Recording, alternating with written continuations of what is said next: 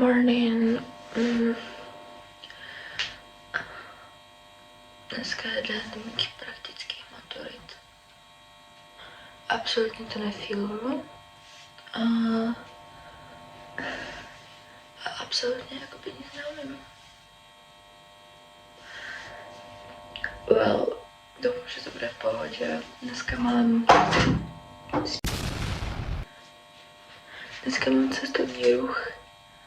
Ve středu mám gastro. Jo, musela jsem stávat na 7. Tramvajem jede už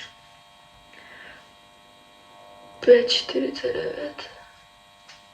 Jo, jede mě 6:02.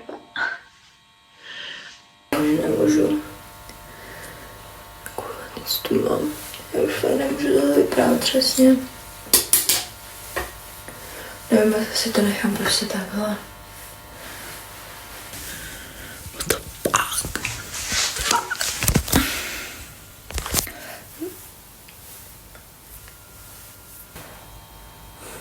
Takže já si ještě nějak počilovat. A asi vám nebudu moc nic natáčet, možná z té maturity, možná jak se budeme třeba jenom připravovat a tak dále, protože si tam bych si měla zapnout. A něco jsem vzít ještě k tomu na sebe. Jako mě bude zima. Jenom v té košili. A to potom bye. My máme také maturity. Guys, I'm so sorry, že se vám ozývám až teďka, ale ta samotná zkouška, byla jsem strašně nervózní a nepřemýšlela jsem moc nad, jako, abych něco natočila a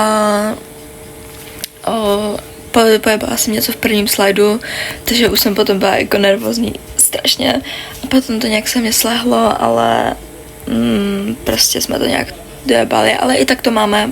Ještě uvidíme ve středu. Ta známka se nám slučuje do 1 a uvidíme, no.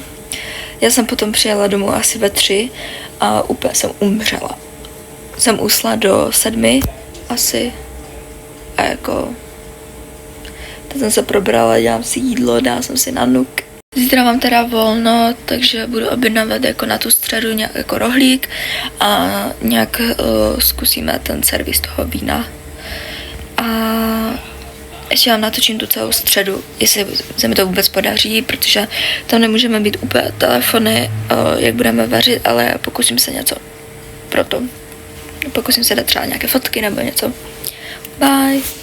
Jsem prostě normálně zjistila, že oni byli hnusní a jako dneska. Já jsem celkem jako ve stresu, jo. Já se bojím toho zítřka. Já se bojím. Jsem zvědavá na to, no, a dneska se budu psychicky připravovat na to a i fyzicky. Mám strach a ještě nám řekli, že bychom se měli jako fakt snažit, protože ta prezentace se nám nepovedla. Takže asi máme jako za 4. Jakoby já vám říkám, že to nebylo tak hrozné, aby jsme měli 4. Reálně ne.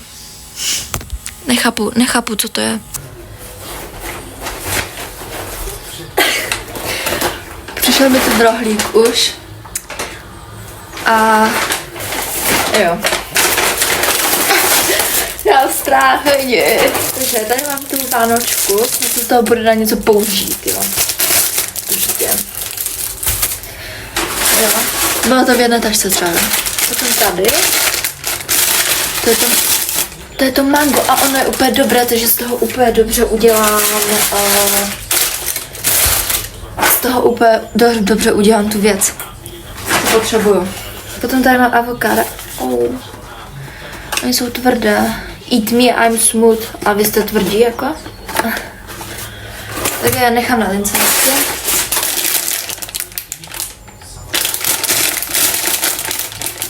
Tady brambory, čekala jsem je větší, ale tady mám ještě nějaké brambory, tak z toho vyberu ty malé.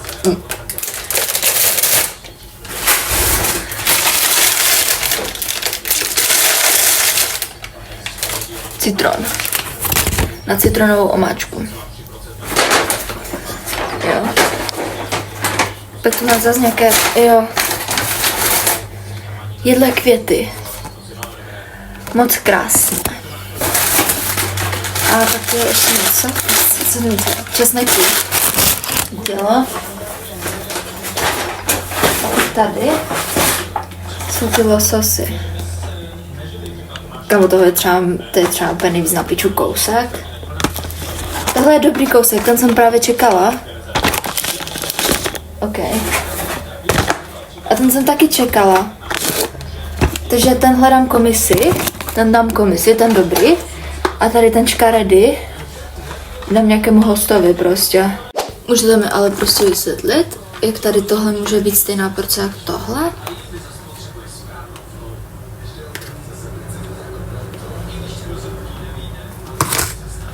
To je úplně obří. Kamo, co jako dělat? Tak ho asi ukrojem a jako napůl nějak. A pak ten zbytek prostě zkusím já. Tohle je přímo to, co jsem čekala od všech těch lososů. A to nevadí. To nevadí. A tyhle květové jsou kilo, jo, to bylo. Guys, takže jsem byla dneska se stresem úplně v prdeli. Úplně někde jsem byla se stresem. Protože jsem nemohla třeba najít fazolky, jo, v Globusu. A já už jdu spát. Ráno mě odveze přítel, on tady mě spí, ale teď je ve sprše. Ráno mě odveze přítel, já se nebudu ani odličovat, protože já na to fakt už nemám. Já snad doufám, že mám všechno a good luck tomorrow. Good night. Takže ty praktické z toho gastra začaly velmi super.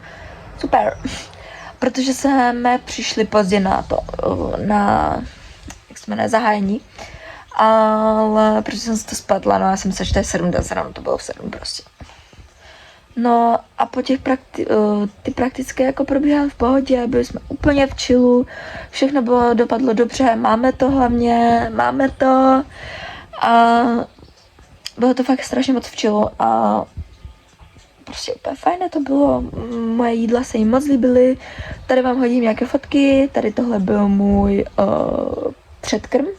To byl můj předkrm. Předkrm byl ještě mango, avokádo a to bylo tak ozdobené a byla tam pod tím maslová jako vánočka.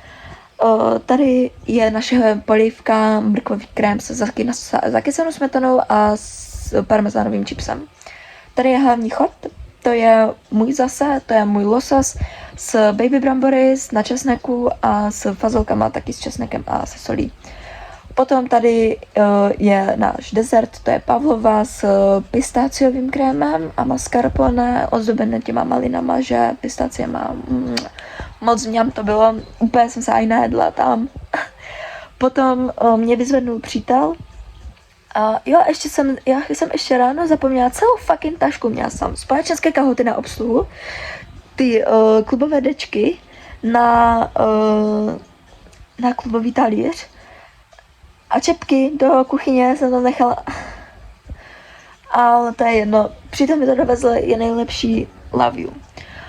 Potom mě teda vyzvedl potom, jak to skončilo a jeli jsme do Polska do Biedronky nakoupit nějaké dobroty. A bylo to moc fajn, ale akorát mě úplně sralo ta cesta zpátky, protože to bylo mega dlouhé. A taky jsme rovnou natankovali za 100 zlotých. No pak jsme jeli zpátky a já už jsem byla ráda. Potom jsem měla zase volno, to jsem chillovala prostě jako fakt, kamo, mě to tak zavařil mozek ty 2 dny. Nejhorší to bylo, hlavně to bylo strašně moc sociální interakce prostě. Já jsem byla celý den s lidma prostě, oba 2 dny. Takže no takhle, jako nevím, kdy natočím nějaké další video, nějaké zajímavé, možná z ústních. Nebo to možná skvíznu do tohohle videa, protože jsem tam napsala, že week in my life. Přitom jsem se na to vysrála totálně. Takže to musím ještě přepsat znova. A uvidím, no, možná tady do tohohle vlogu ještě narvu ty ústní. A potom si budeme muset hrát práci. Takže pokud nechcete, abych trpěla v práci, tak můžete jako mi dát ten odběr, no, jako... No, ne, já si dělám srandu samozřejmě si musím najít práci, protože mě živí můj bratr a já už tohle nezvládám v mém velkém věku, aby mě živil můj prostě brácha. No A chci samozřejmě se co nejdřív odstěhovat a být sama už jako s přítelem v bytě. Jako nemám nic proti tady tomuhle, já to tady miluju, totálně to tu miluju, ale chápete, už je čas v mých 19 letech to přímo si začít. No a ještě k tomu já mám příští týden narozeniny, těch mých 19 let.